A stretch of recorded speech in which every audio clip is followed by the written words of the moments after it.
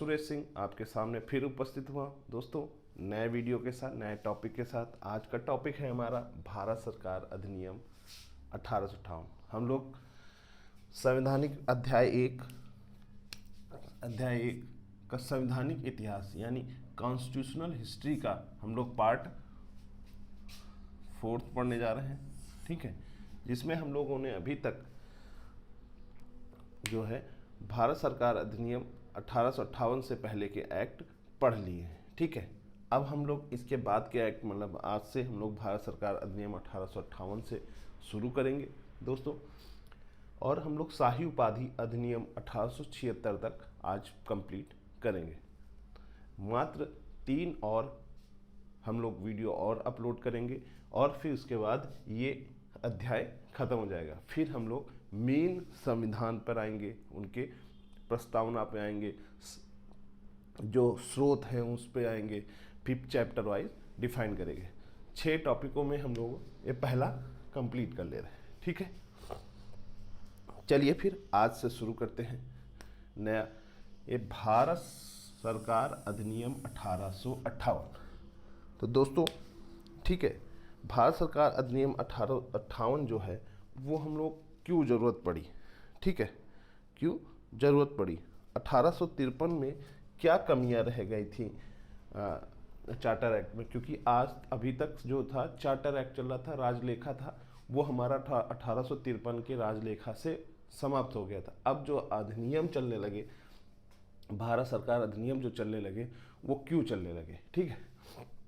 तो पहली चीज़ ये जान लीजिए, 1857 में स्वतंत्रता की पहली क्रांति हुई थी।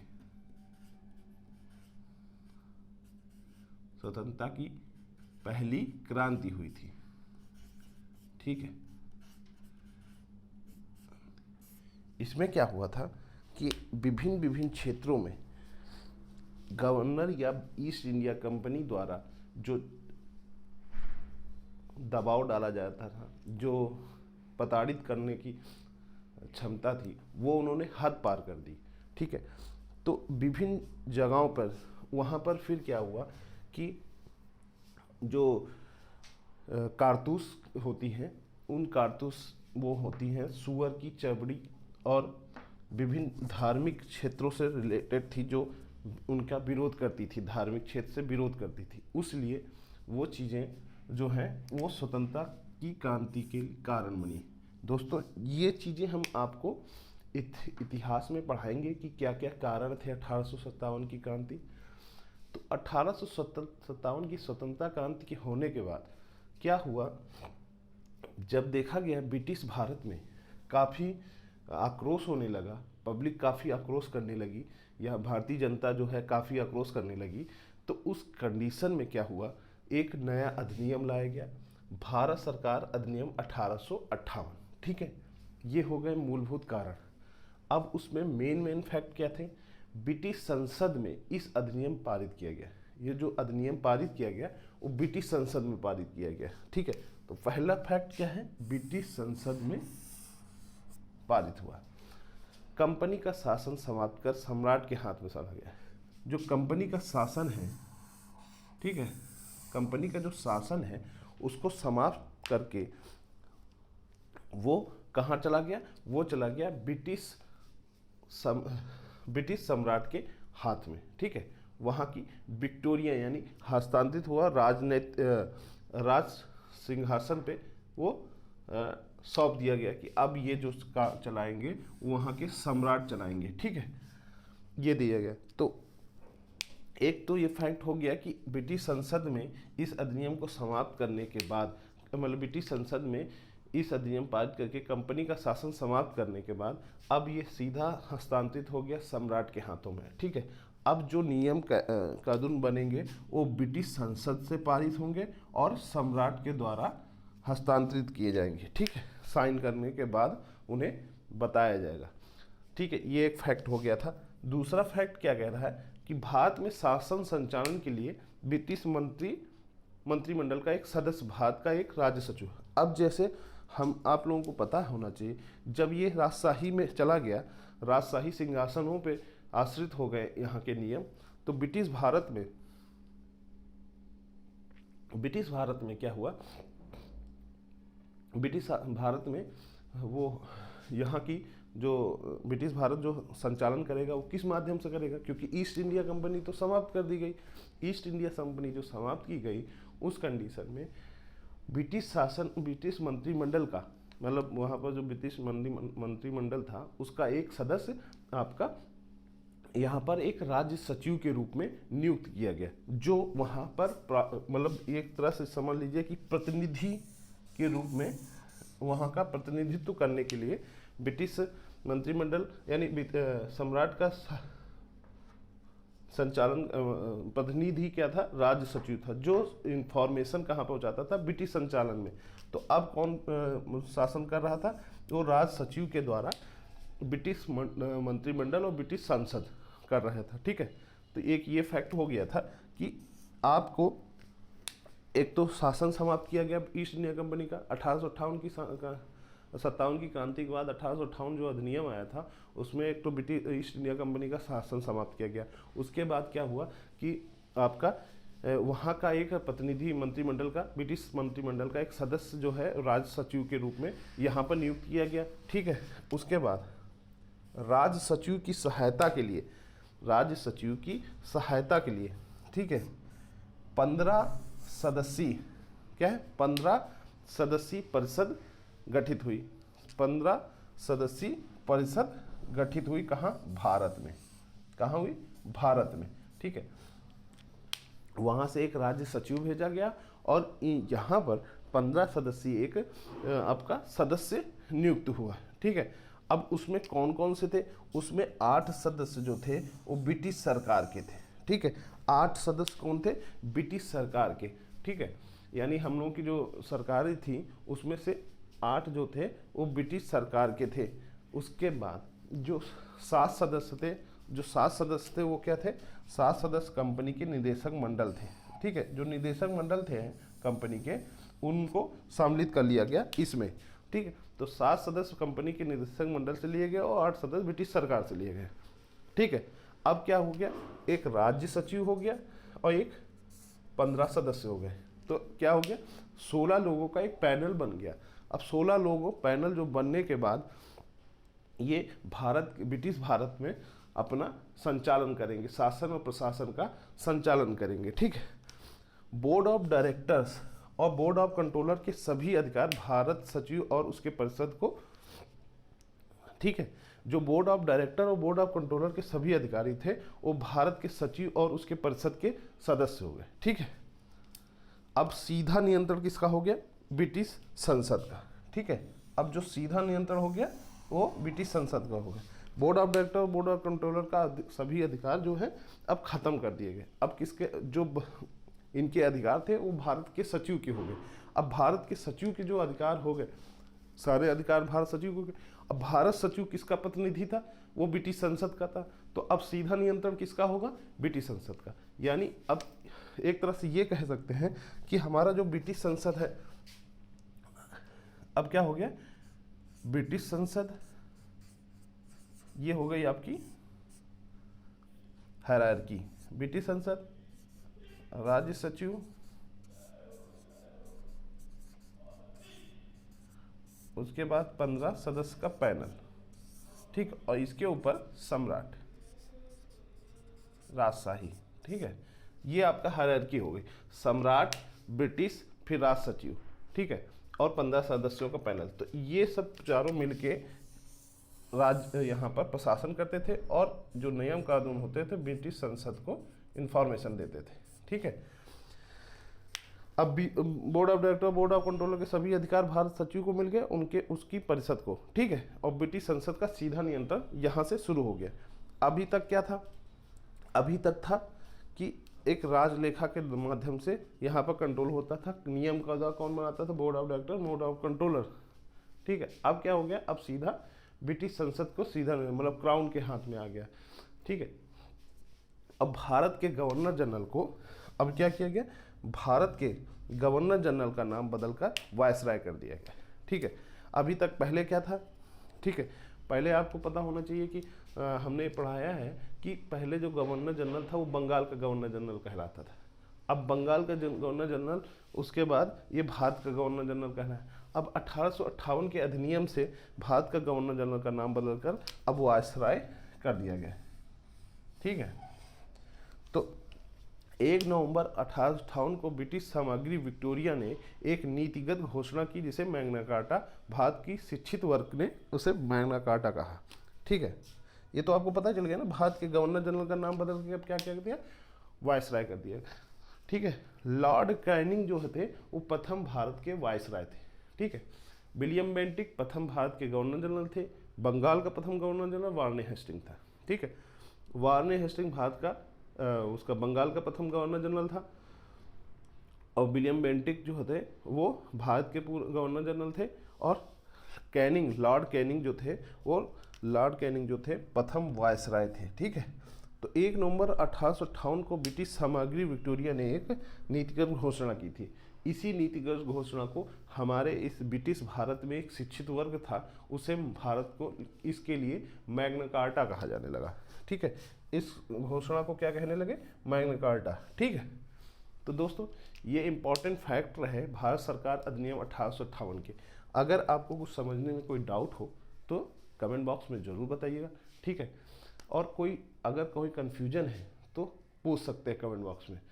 मोस्ट इम्पॉर्टेंट जो फैक्ट थे वो भी कवर किए गए हैं इसमें, और साथ ही साथ आपको संक्षिप्त रूप में पूरी चीज़ें बताई जा रही हैं। ठीक है, कहीं भी जाएंगे, किसी बुक में भी पढ़ेंगे तो बुक का जो निचोड़ है, सारांश है, वो यही है, और कुछ ज़्यादा किया नहीं गया था। ब्रिटिश संसद ने आपको फिर रिपीट कर दूं, ब्रिटिश संसद में इस अधिनियम पारित करके कंपनी के शासन को समाप्त करके सीधा राजशाही के सिंहासन के हाथ में सौंप दिया गया था। ठीक है, क्यों? क्योंकि 1857 की क्रांति जो हुई थी वो काफ़ी आक्रोशित हुई थी, और यहाँ ब्रिटिश भारत की जनता काफ़ी उस पर नाराज थी। ठीक है, भारत में शासन संचालन के लिए ब्रिटिश मंत्रिमंडल से एक राज्य सचिव नियुक्त किया गया जो भारत में रहा। ठीक है, ब्रिटिश भारत के लिए राज्य सचिव नियुक्त किया, और उसकी सहायता के लिए 15 सदस्यों का पैनल तैयार किया गया, जिसमें 8 सदस्य ब्रिटिश के थे और 7 सदस्य कंपनी के सदस्य थे।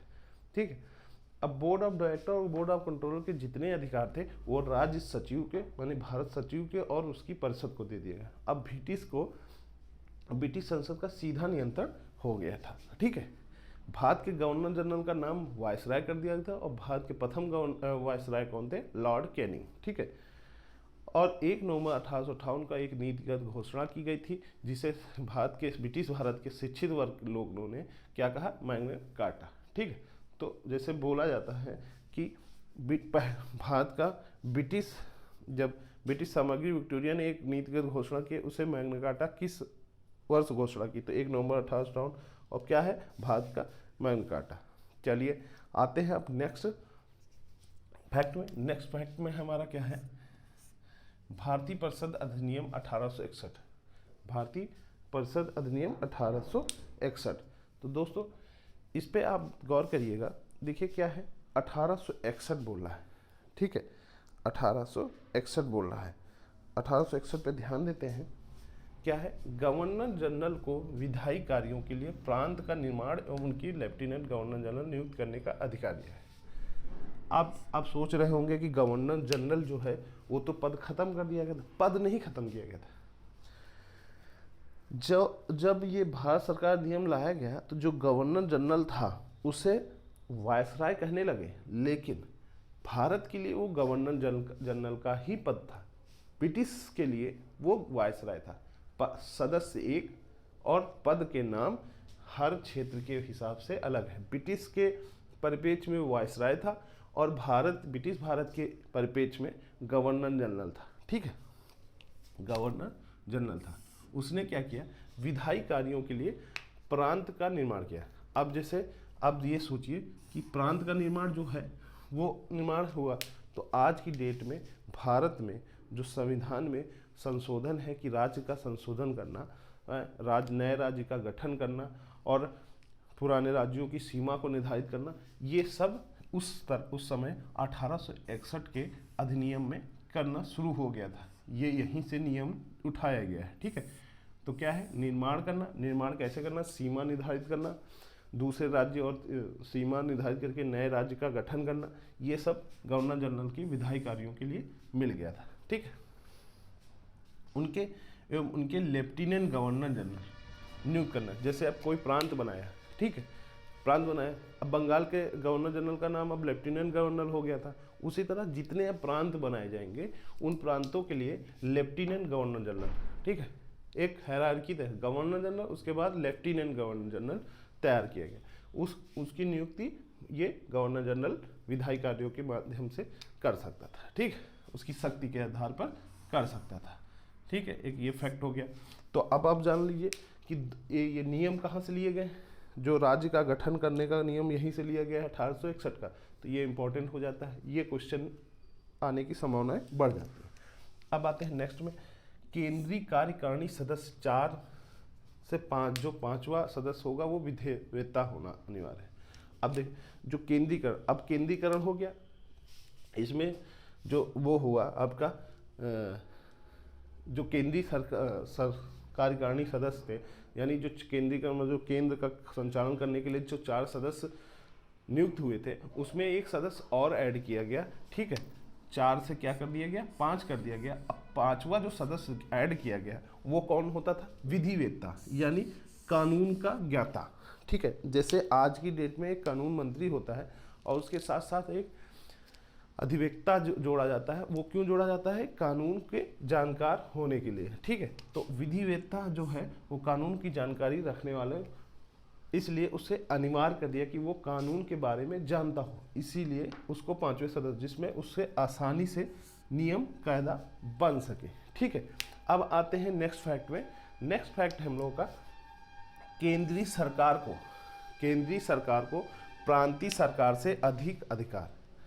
ठीक है, अब ये आप सोच लीजिए, केंद्रीय सरकार को प्रांतीय सरकार, यानी जो प्रांत बनाए गए हैं, तो प्रांत जो गवर्नर जनरल ने एक नए नए प्रांत बनाए हैं, उसको उनके जो अधिकार थे वो केंद्र के अधिकार से कम थे। क्यों कम रखे गए, कि भाई जब केंद्र से संचालन करना है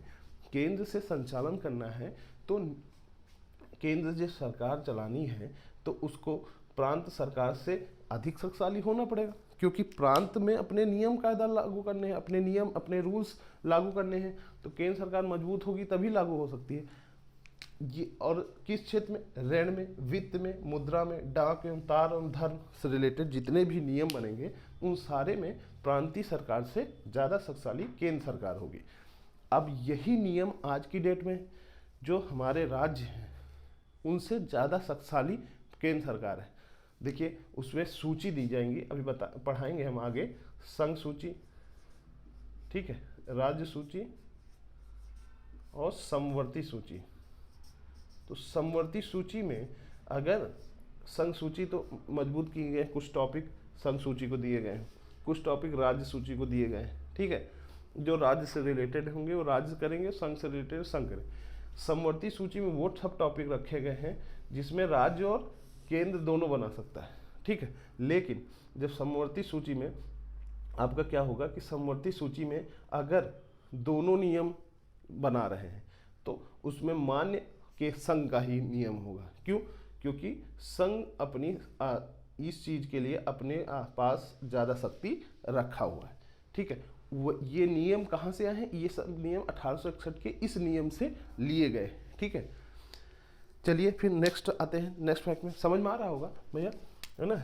चलिए अब नेक्स्ट आते हैं, भारत परिषद को विधायी संस्था बनाया गया। भारत परिषद को विधायी संस्था, यानी जो हम लोगों के यहाँ ब्रिटिश भारत का जो संचालन करने के लिए, ब्रिटिश भारत में संचालन करने के लिए एक परिषद बनाई गई थी, अब वो परिषद क्या हो गई, विधायी संस्था हो गई। क्या हो गई, विधायी संस्था, यानी कानून बनाने की एक संस्था। सभी विषयों पर कानून बनाने का अधिकार उस भारत परिषद को मिल गया। ठीक है, किसको मिल गया, भारत परिषद को। ठीक है, कौन थी भारत परिषद, भारत परिषद जो सदस्य परिषद जो थी वो थी आपकी 15 राज्य सचिव और ये सब। ठीक है, अब सारे भारत के परिषद के जो विधायी संस्था इसलिए बनाया गया जिसमें सभी विषयों पर कानून बनाने का अधिकार सिर्फ भारत परिषद के अंतर्गत आ गया, इसलिए इसे विधायी संस्था बोलने लगे। ठीक है। अब आते हैं नेक्स्ट है गवर्नर जनरल परिषद की संख्या कम 6 और अधिक 12। अब जो गवर्नर जनरल यानी वायसराय की जो परिषद होती थी, वायसराय की जो परिषद होती थी उनकी संख्या फिक्स कर दी गई कि मिनिमम 6 और मैक्सिमम 12। ठीक है, मिनिमम 6 से कम नहीं हो सकती वो सदस्यों की संख्या, और अधिकतम 12 हो सकती है। ठीक है, यही सिस्टम आज की डेट में भी है कि मंत्रिमंडल के सदस्यों की संख्या मिनिमम और मैक्सिमम दोनों डिफाइंड कर दी गई। हम आगे जब पढ़ाएंगे संसद, तब उसमें हम आपको इस चीज़ के बारे में क्लियर करेंगे कि मिनिमम कितनी संख्या डिसाइड की गई है, पूरा नियम क्या है। ठीक है, 10%, और मैक्सिमम कितनी डिसाइड की गई है। ठीक है, ये सब चीज़ें हम आपको आगे बताएंगे। अब आते हैं, तो 6 कर दी गई। ठीक है, कितनी कर दी गई? 6 मिनिमम, और अधिक कितनी है? 12 हो सकती है, और 2 वर्ष के लिए मनोनीत होंगे। जो सदस्य होंगे वो सिर्फ 2 वर्ष के लिए ही मनोनीत होंगे, और फिर इसके बाद दूसरे पर्सन आ जाएंगे जिसमें उन्हें अधिकार न प्राप्त। यही चीज़ आपको राज्यसभा में मिलेगा। जब राज्यसभा में आपके जो सदस्य होते हैं वो हर साल, हर 3 साल में उनका रिन्यू हुआ करता है। ठीक है, वो चेंज होते रहते हैं। ठीक है, अब आते हैं नेक्स्ट फैक्ट में। लॉर्ड कैनिंग ने विभागीय प्रणाली की शुरुआत की। ठीक है, अब क्या है भाई, सब कुछ हो गया, एक संस्था बन गई, एक विधायी संस्था बन गई, एक सब कुछ बन गया कि एक मतलब प्रशासन चलाने के लिए, नियम कानून चलाने की एक परिषद तो बन गई, लेकिन उसको अमल कराने के लिए कौन सा कराएगा? उसके लिए लॉर्ड कैनिंग ने क्या किया, एक विभागीय प्रणाली शुरू की। ठीक है भाई, एक मंत्रिमंडल बन गया, लेकिन मंत्रिमंडल के नीचे जो विभाग होंगे वो कौन मनोनीत करेगा? तो मंत्रिमंडल की व्यवस्था शुरू की गई। ठीक है, अभी तक परिषद थे कानून बनाने वाले, वो तो ठीक है, लेकिन अब मंत्रिमंडल, विभागीय मंत्रिमंडल कौन बनाएगा? उसके लिए, उसको कमी को दूर करने के लिए लॉर्ड कैनिंग ने एक मंत्रिमंडल व्यवस्था की नींव रखी। विभागीय प्रणाली की शुरुआत, पहली बार विभागीय प्रणाली की शुरुआत हुई। जैसे आपका रोड वाली है, रोड बनाने के लिए, परिवहन बनाने के लिए, परिवहन मंत्री के लिए, मंत्रिमंडल विभाग के लिए, इस सब के लिए आपको एक व्यवस्था शुरू की गई। अब आते हैं नेक्स्ट में, गवर्नर जनरल का अध्यादेश जारी करने का। बहुत ही इंपॉर्टेंट, मोस्ट इंपॉर्टेंट है। 1861 एक तरह से जान लीजिए, बहुत ही इंपॉर्टेंट फैक्ट है इसमें है। ठीक है, और मोस्टली इसी से क्वेश्चन आते भी हैं। ठीक है, 3-4 फैक्ट मैं लास्ट में बता दूंगा, उन फैक्टों को आप ध्यान दीजिएगा, उन्हीं से ज़्यादा क्वेश्चन पेपर में क्वेश्चन आते हैं। ठीक है, तो गवर्नर जनरल को अध्यादेश जारी करने का, जो आज गवर्नर जनरल एक अध्यादेश जारी करता है, यानी आज का जो गवर्नर और राष्ट्रपति, राज्यपाल और राष्ट्रपति अध्यादेश जारी करते हैं, उसकी जो शक्ति कहाँ से ली गई थी? 1861 के गवर्नर जनरल के अध्यादेश जारी करने की अधिकार से ली गई। ठीक है, अब क्या था, गवर्नर जनरल किसी भी कानून बनाने से पहले उस पर अध्यादेश जारी कर सकता है कि हाँ ये नियम हो सकता है और ये नियम मैंने लगाया है, तो अगले 6 महीने, जैसे आज के नियम है 6 महीने तक वो अध्यादेश जारी रहता है। अगर संसद में वो पास नहीं होता है या राष्ट्रपति उस पर साइन नहीं करता है तो वो अध्यादेश विफल हो जाता है, और अगर उसी पे संसद पास कर देता है और राष्ट्रपति साइन कर देता है तो वो एक कानून बन जाता है। उसी तरह वो उस टाइम था, गवर्नर जनरल ने इमरजेंसी में कोई अध्यादेश जारी कर दिया, फिर उसके बाद विधायी परिषद के पास गया और फिर गवर्नर जनरल ने साइन, उसको सम्राट ने साइन कर दिया, ब्रिटिश संसद में पेश किया गया, पास हो गया, फिर कानून बन गया। चलिए अब आते हैं नेक्स्ट क्वेश्चन। मद्रास बम्बई व्यवस्थापिका का अधिकार दिया गया। ठीक है, अभी तो देखिए यही मद्रास, बम्बई और कलकत्ता जो थे, बंगाल, वो सब क्या ले लिए गए थे अधिकार सारे। अब क्या है, धीरे धीरे इन लोगों के पास लेफ्टिनेंट गवर्नर हो गया।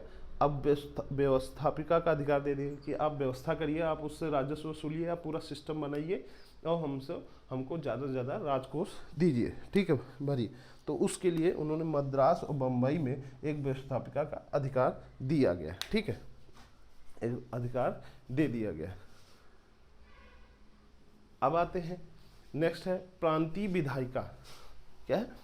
प्रांतीय विधायिका तथा देश के शासन का विकेंद्रीकरण का प्रारंभ हुआ। ठीक है, अब आपको पता ही होगा कि इसी एक्ट में शुरू में ही बता दिया था कि प्रांत गवर्नर जनरल को विधायी कार्यों के लिए प्रांत का निर्माण किया। ठीक है, पहले केंद्रीकरण था, अब क्या हुआ, नीचे डिलीवर करने लगे काम, अपनी जो है शासन को नीचे डिलीवर करने लगे। ठीक है, वो क्या था, प्रांत बनाने लगे, प्रांत के ऊपर लेफ्टिनेंट गवर्नर जनरल को रखने लगा। अब क्या है, विधायिका तथा देश के शासन का विकेंद्रीकरण, अब प्रांतीय विधायिका बनाने लगे। नियम क्या था, जो ये देख रहे होंगे कि मद्रास और बम्बई में व्यवस्थापिका यानी विधायिका को बना के एक व्यवस्था बनाने की सिस्टम बनाने लगा, तो उसी को प्रांतीय विधायिका भी बनाने लगे। इसी में देश का शासन का विकेंद्रीकरण हुआ। ठीक है, केंद्रीकरण क्या होता है, जब वर्ग, केंद्रीकरण होता है जब प्रांत, ठीक है, और केंद्र अगर नीचे से सारी शक्ति लेके ऊपर जाती है तो केंद्रीकरण होता है। ठीक है, और केंद्र जब अपने सारे थोड़े थोड़े अधिकार नीचे देते हैं तो उसे विकेंद्रीकरण करते हैं। ठीक है, सिंपल वर्ड में ये समझिए आप, जैसे आपके पास बहुत काम है, आप छोटे छोटे काम का अधिकार उनको नीचे को दे दिए और उनसे अथॉरिटी दे दी कि आप उस पर डिसीजन ले सकते हैं, आप उस पर काम कर सकते हैं अपने क्षेत्र को लेके, तो उस चीज़ को विकेंद्रीकरण करना कह देते हैं। ठीक है, ये है मोस्ट इम्पोर्टेंट फैक्ट। ठीक है, भारत परिषद अधिनियम 1861। तो ये इस पूरे को पढ़िएगा, कोई डाउट हो कमेंट बॉक्स में ज़रूर बताइएगा। ठीक है दोस्तों, और हाँ, इस कमेंट बॉक्स में अगर आपको कुछ सजेशन देना है तब भी दे सकते हैं। ठीक है, चलिए फिर नेक्स्ट फैक्ट में आते हैं। 1873 का अधिनियम, ये छोटे छोटे और जो कुछ नियम स्मॉल नियम लागू करे, तो वो ऐसे ही उन्होंने क्या किया कि छोटे छोटे अधिनियम करके लागू, जो इम्प्रूवमेंट अधिनियम कहते हैं। जैसे ये भी कमी है, थोड़ा ऐड कर लेते हैं, फिर ये कमी है, लेकिन ये भारत सरकार अधिनियम 1858, भारत परिषद अधिनियम 1861 एक बड़े रिवोल्यूशनरी है, एक बड़ा सा कानून परिवर्तन है। ठीक है, बड़ा सिस्टम को अडॉप्ट करने का नियम बने हैं। ठीक है, अधिनियम बने हैं। ठीक, तो ये ज़्यादा इंपॉर्टेंट फैक्ट अदा करते हैं। ठीक है, आते हैं 1873 का अधिनियम। इसमें क्या था, ईस्ट इंडिया कंपनी को कभी भी भंग कर सकते थे। अभी तक क्या था, समाप्त कर दिया गया था अधिकार उनके, लेकिन ईस्ट इंडिया कंपनी थी, उसके बोर्ड ऑफ डायरेक्टर्स भी थे, बोर्ड ऑफ कंट्रोल, लेकिन उनके अधिकार राज्य सचिव को दे दिए गए थे। ठीक है, राज्य सचिव और उसके परिषद को दे दिए, लेकिन वो तब भी थे, उनके सदस्य जो थे वो उसी राज्य सचिव में 7 के रूप में थे। ये देखिए, आपको बताए थे ना कि 7 सदस्य जो कंपनी के निदेशक मंडल थे। ठीक है, उसमें थे, लेकिन और ईस्ट इंडिया कंपनी तब भी वर्क कर रही थी। ठीक है, लेकिन 1873 के अधिनियम में क्या किया गया, ईस्ट इंडिया कंपनी को कभी भी भंग कर सकते थे, और 1884 को 1 जनवरी 1884 को औपचारिक रूप से उसे भंग कर दिया गया, मतलब अब पूरी तरह से उसे समाप्त कर दिया गया। अब किसके पास सारे अधिकार हैं, अब राजशाही सम्राट के पास सारे अधिकार हैं, वहीं से वो मॉनिटर करेगा अपने प्रतिनिधि राज्य सचिव के रूप में, ब्रिटिश संसद के माध्यम से भारत में बैठे राज्य सचिव और उसकी सदस्यों के माध्यम से। ठीक है, अब आते हैं नेक्स्ट फैक्ट में। नेक्स्ट है शाही उपाधि अधिनियम। ठीक है, शाही उपाधि अधिनियम 1876, गवर्नर जनरल के कार्यकारिणी में 6 सदस्य जो लोक निर्माण विभाग का कार्य सौंपा गया। अब गवर्नर जनरल की कार्यकारिणी सदस्य थे, देखिए अब काम बढ़ रहा है। ठीक है, काम बढ़ रहा है तो उस अब नियुक्तियां बढ़ेंगी। ठीक है, पद बढ़ेंगे, तो उन्होंने क्या किया, जैसे पहले क्या था, अब इसका बेसिक फंडा समझिए कि लोक निर्माण विभाग का क्यों हुआ। देखिए क्या हुआ, राजस्व कलेक्ट हुआ, रॉ मटेरियल कलेक्ट हुआ, सब कुछ कलेक्ट हुआ, लेकिन इधर एक स्थान से दूसरे स्थान कैसे ले जाए, उनके पास कोई ऑप्शन नहीं था। तो उन्होंने क्या किया, एक लोक निर्माण विभाग बनाया, जिसके माध्यम से, उस विभाग के माध्यम से ट्रेन की पटरियां बिछाई गई, तार बिछाया गया, मटेरियल को कैसे ले जाएंगे, वो सारी चीज़ें, बिल्डिंगें कैसे बनेंगी, जैसे अपने शासन के लिए एक अपना ऑफिस भी तो बनाएंगे, वो सारी चीज़ें क्या थी, एक लोक निर्माण विभाग के माध्यम से शुरू की। तो गवर्नर जनरल के कार्यकारिणी के में 6 सदस्य ऐड किए गए 1876 के अधिनियम में। ठीक है, और कार्य सौंप दिया गया। 28 अप्रैल 1876 महारानी विक्टोरिया को भारत की सामग्री घोषित। अब 1876 थे, उन्हें महारानी विक्टोरिया को भारत की, अभी तक क्या थे वो अपनी ब्रिटिश में ही थी, ठीक है। अब वो ब्रिटिश भारत की महारानी सामग्री घोषित कर दी गई। अब वो सारा अधिकार इनके पास हो गया, ठीक है। ठीक दोस्तों, कैसा लगा हमने पढ़ाया है, कमेंट बॉक्स में जरूर बताइएगा। वीडियो को लाइक करिएगा, शेयर करिएगा ज़्यादा से ज़्यादा दोस्तों को, और चैनल को अगर सब्सक्राइब नहीं किए हैं तो सब्सक्राइब कर लीजिएगा। थैंक यू दोस्तों, नमस्कार, बहुत बहुत धन्यवाद।